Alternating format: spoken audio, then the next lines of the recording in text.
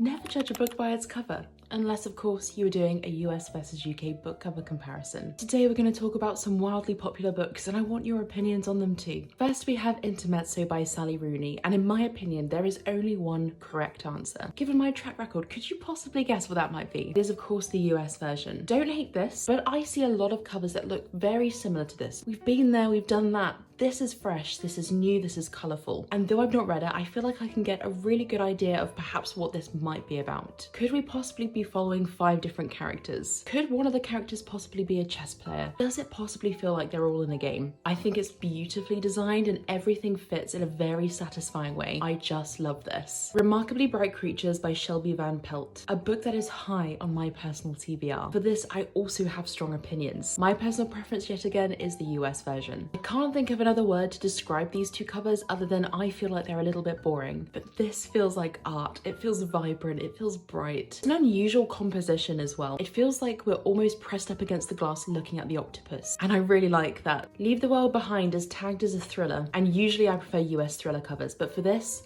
I like the UK. Can't put my finger on it, but the UK one wins out this time. Really don't know what I meant to get out of this. And to be honest, I don't know what this is telling me either, but my eye is definitely more drawn to this one. Everything on this just feels like covered in darkness or obscured, and not in like a clever way, just in like a why way. So the UK for this, for sure. The Seven Husbands of Evelyn Hugo, another one where I have a very strong opinion and I will not change my mind. And that is, the US cover is a masterpiece. I like both of them for the way that they obscure the face of Evelyn Hugo. I love it when book covers do that, but it's something about the composition of this cover. I just find it so satisfying. I think all the elements just pulled together really well for this. And having read the book personally makes me think that this is even more so the correct cover. This to me feels more like a photograph of Evelyn Hugo than this does. This doesn't feel like her. I can't make up my mind on Spinning Silver. I have 2 US versions and this one UK version. This top US version I find weird. I can kind of see the vision, but I don't think it's quite worked. It feels disjointed, but at the same time I don't think this UK one is perfect either. It feels very 2D. It feels a little bit flat. I almost wish we had a mashup of the UK one and this second US version. This US one has more detail, whereas the UK one has this pop of red, and I love a little pop of colour on my covers. Just kind of want them to have a child, and